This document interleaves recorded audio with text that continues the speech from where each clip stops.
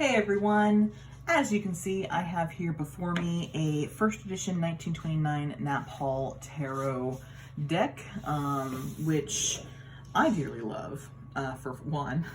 But the reason I've got it pulled out today is because my friend Moon Baby Brant, he recently got this deck as well and kind of showed a little bit of it off on his channel as he got it, and it occurred to me it wouldn't be the worst idea for me to kind of show this deck off a little bit. Unlike Brant, I also have a copy of the newest edition of the Knapp Hall Tarot deck. This is currently being put out by the Philosophical Research Society. They are between printings right now, so there are currently none available, but I'm sure there will be some available soon when Corona has corona'd.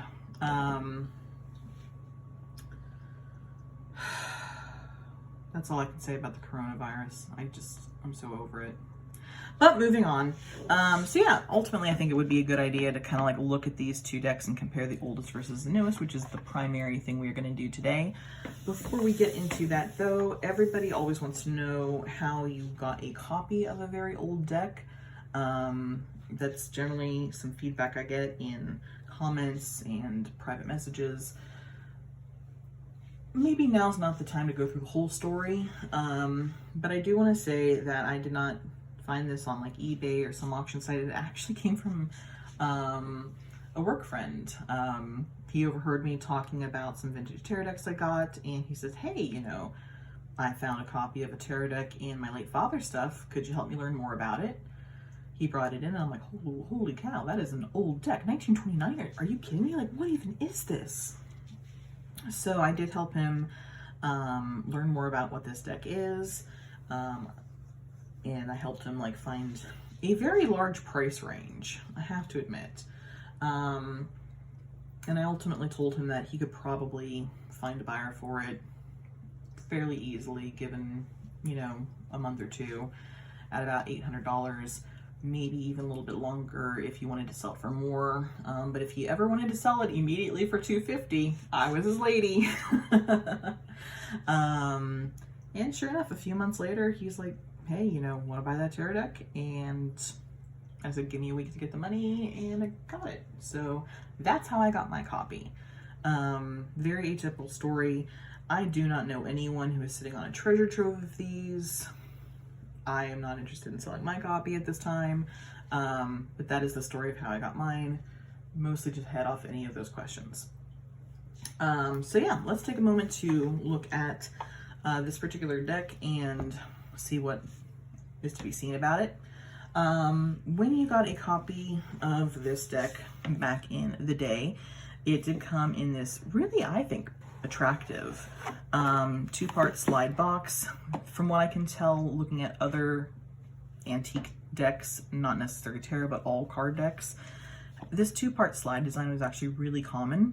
Probably about as common as tuck boxes are today, right? So there's that.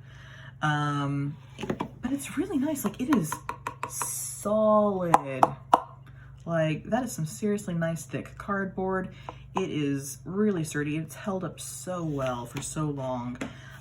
It had this really attractive gold printing on this nice maroon paper slash fabric. I don't even know what this is. On the front side, it does say, it's easier to see on the new one, right? I think it's supposed to read Tarot, Revised Cards, New Art. That's how I would read that, but that's the same logo for the most part. All right. The back of this box does have a card glued to the back. Obviously, it's the one that's been exposed to air and elements and whatnot, so it is, you know, a little stained. But I'm sure that when this deck was new, oops, it would have looked a little bit more like that. All right. So yeah.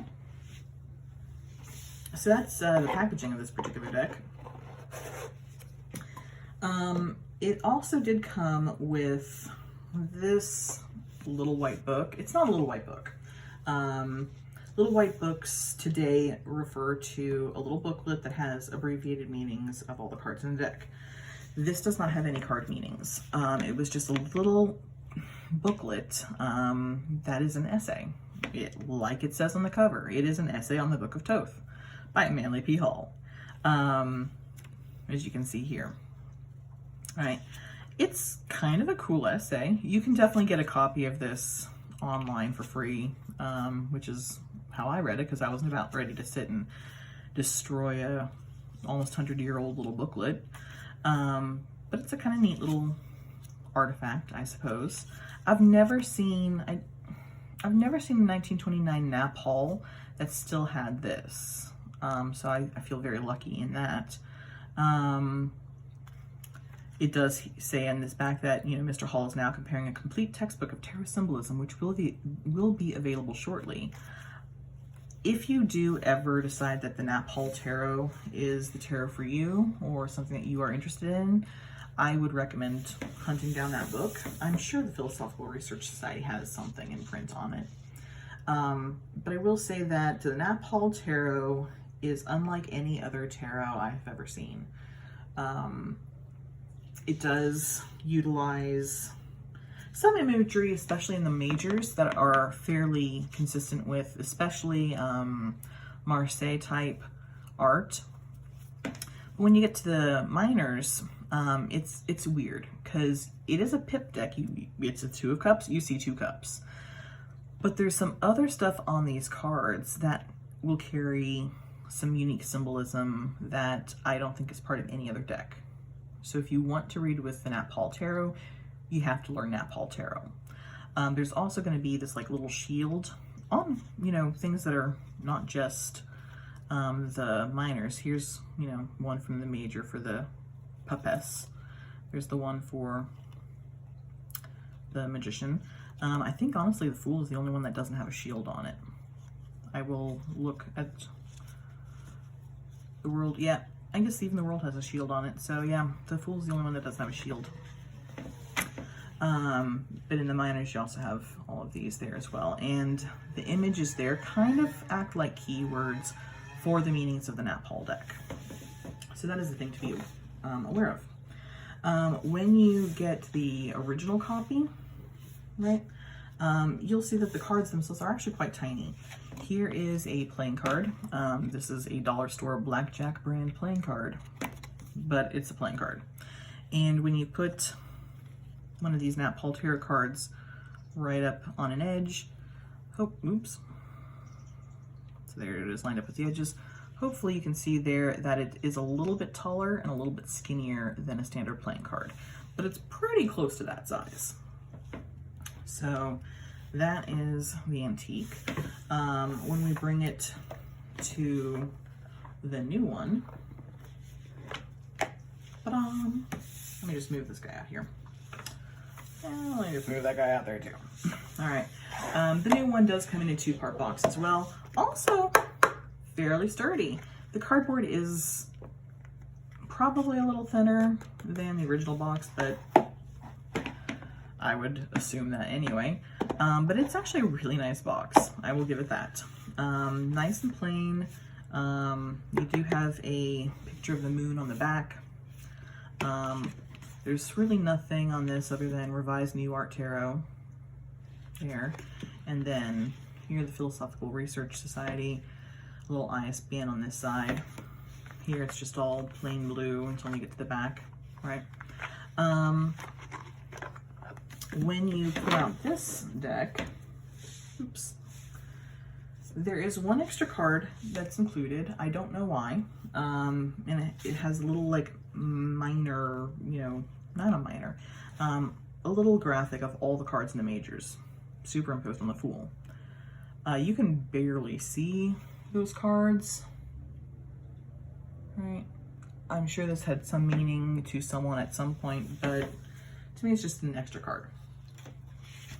It does come, however, with a proper little white book, which is helpful.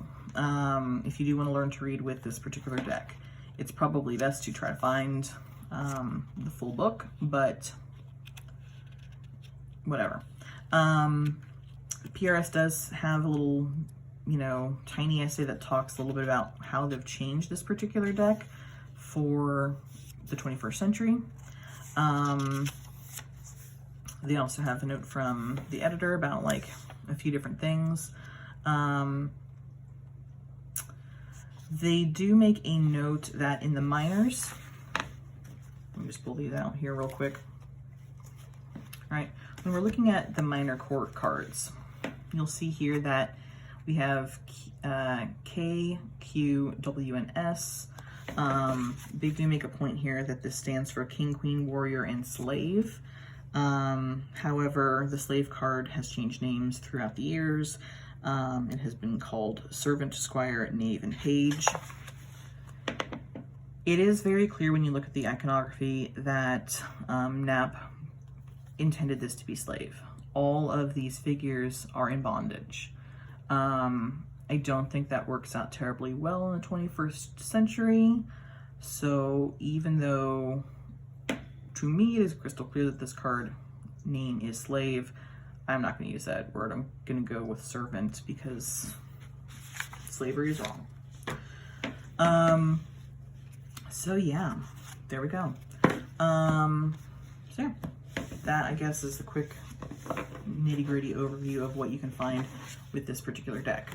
When we put them side by side, you can see that PRS did a pretty good job overall, in my opinion, in maintaining the integrity of the original in the 21st century. I don't think there's any way to exactly replicate the printing style of the past, particularly with today's issues. If we look at this though, we can see that it's a super clean, rich printing. The colors are just phenomenal. The line work is super sharp.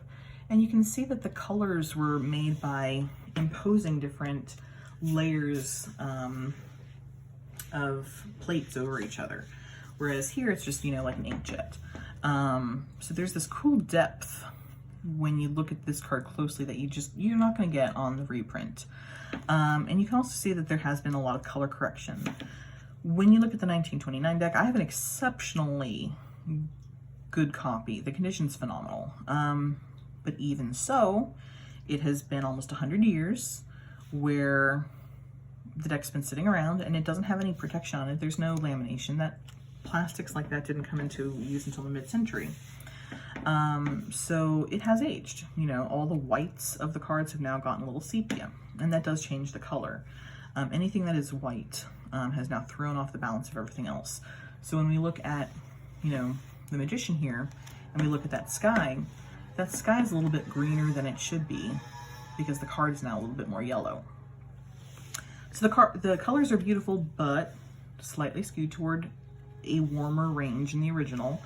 And you can see in the current version that that's been kind of color corrected. The white balance has been restored. If you also kind of like look here, you can see that when they expanded the image for the larger card, the line work got a little blurrier, right? I think I've made the tattoo comparison before. You go from a fresh tattoo to a tattoo that's like 5 years old. That being said, the resolution isn't bad. Just, you know, it is what it is. When they expanded the size of the card, they did have to, you know, monkey with the aspect ratio a little bit. But instead of squishing or narrowing the artwork, they simply just moved all the title stuff down a little bit. And it doesn't matter nearly as much on like the minors, right? Because you don't have borders or anything on that, so that's actually all probably about right. So yeah, what I'm going to do at this point is show you the backs of the cards so I don't forget that. The backs are totally different, and I don't care for the backs of the new printing. This is such a lovely old deck, and to put something like this, like Garrison, it doesn't go with the deck at all, right? This, I honestly don't think the Egyptian stuff goes terribly well with the deck either. But this is coming from a moment in history where a lot of people thought that the tarot had a strong connection to Egypt. So I can see why they would have gone with like this Egyptian motif. But yeah, this new back, I can't get behind. Anyway, okay, so now what I'm gonna do is we're just gonna flip through the majors, in part because it's really hard to move the cards by their edges, and the lower and lower I get in the stack, the harder and harder that gets.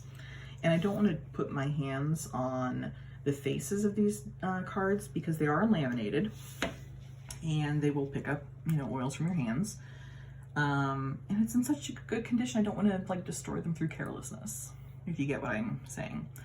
So we're just going to flip through the majors of these. That's where most of the cool art is anyway, so you can kind of see some of the differences there. And then I'll pick up this deck and we'll go through the rest of the deck with the new copy. So here we've got our Fool, the Magician. It's a really faithful copy. Like the newer one is a little grainier, but that's just, you know, artifact from expanding an image that was never meant to be that big.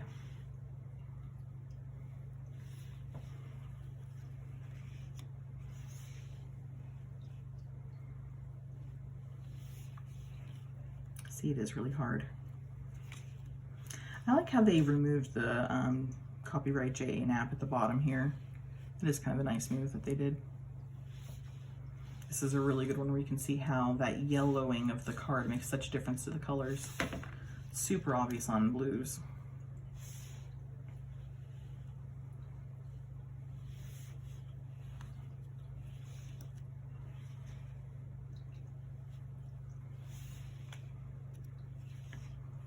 Ooh, look at those backgrounds.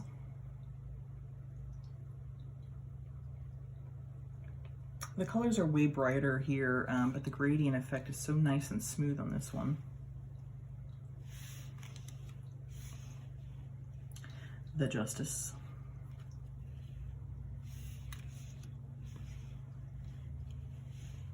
I love this hermit and this little snake. Super sweet.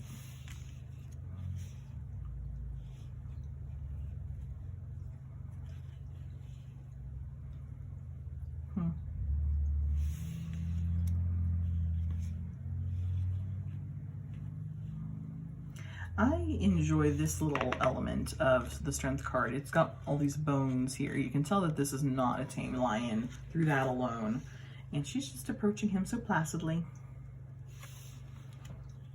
I love the swan here. And there's a serenity to strength. Hanged Man. A very Marseille style death. I love the background of this one too. Look at how pretty that goes from that pink to the green to the blue. Really quite lovely. Our Devil.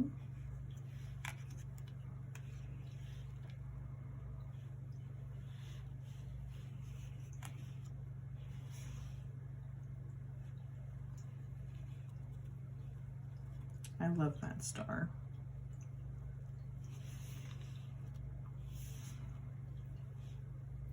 Very traditional moon.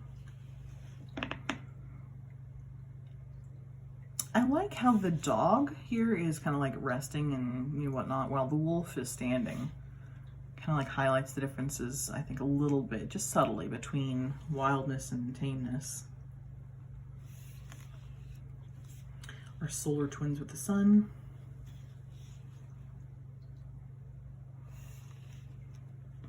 Judgment.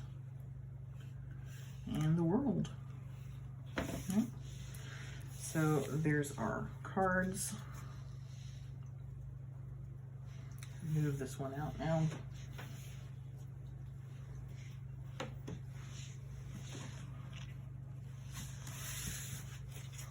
All right. And here, hopefully you can see these miners really nice. The miners look great. Yeah, they're super blown up. Let me see if I can just grab one of the miners here. All right, these have been blown up extremely. You can see the size difference there. All right? And yes, you know, the sharpness does suffer a little bit. But honestly, because these images are so stark, you don't have like tons of stuff on them like you do with the majors, the tattoo blur effect is nowhere near as bad. It's actually not bad at all. It's really nice. And I like the way the colors here have gotten a little bit more true. The blue is blue, the red is red. It's actually a pretty solid thing. I kind of prefer the minors actually on this deck, on this card, on this deck. Listen to me bumble around. All right, there's our ace. The shields here all have a motif actually, before I go too much farther. For all the swords, you've got this Ankh, which is like a symbol of life and death. For all of our cups, everything's Navesica Pisces, which is a very female symbol. I wonder if you can figure out why. For all of our wands, everything is a triangle. And for all of the pentacles, it's a cube. Super, super solid. You can't move a cube, that type of thing. So yeah, those are the different shield shapes, I guess. And again, all the shields have some sort of like symbolic significance that is, at this point, utterly beyond me because I've never, you know, studied this deck. They do have some playing card references here. We've got that little spade, right? The shapes that all these things are in mean things too. I think like all the fours, for instance, incorporate a square.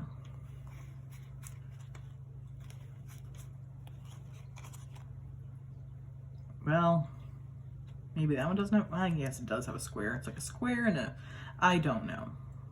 Yeah, I guess it is a square, but it's got a lot of other stuff in there too.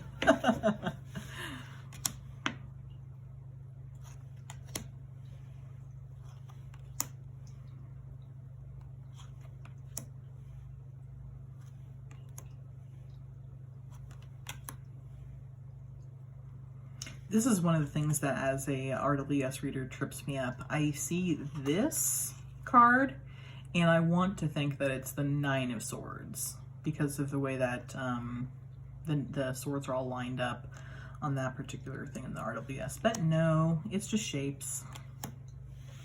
Here's our servant. The warrior. Queen. You almost don't even see the sword for the queen, but it's there. And then the king. I love how with the king, the sword is sheathed. Like, this is not something he's actively using. He doesn't have to. He can, you know, hold his mastery through other means. I love this color red.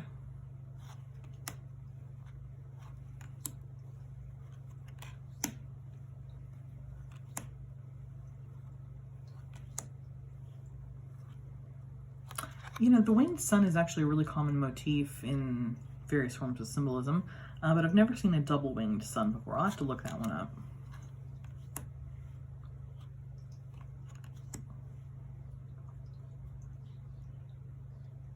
I kind of miss the little fish popping out, but that's that. I wonder what this broken tree could symbolize. There's our warrior.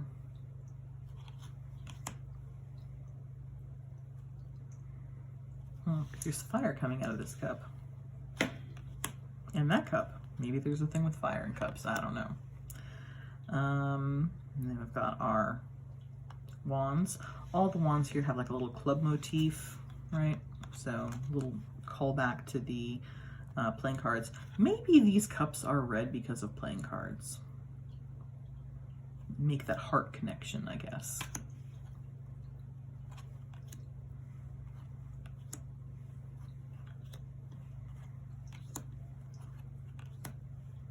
Here's our little winged sun again.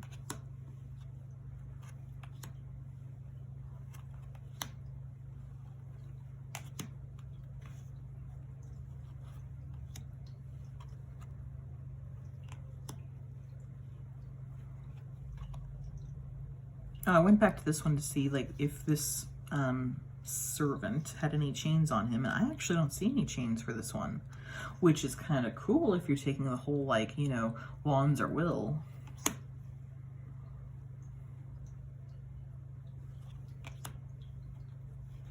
I think this is also the only knight that doesn't have a sword. Cool.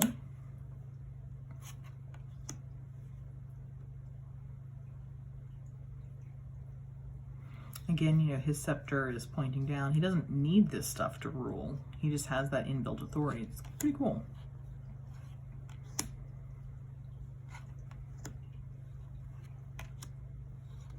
The Pentacles definitely are the most illustrated of the whole bunch. And if you kind of look here, let me back up. I think they're adding, well, maybe not.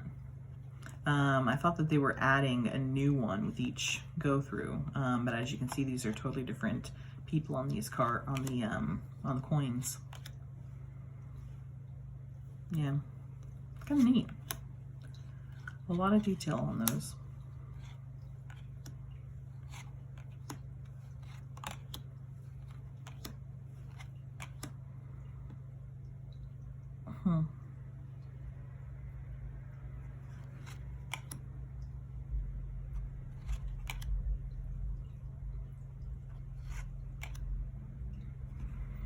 And that's our deck.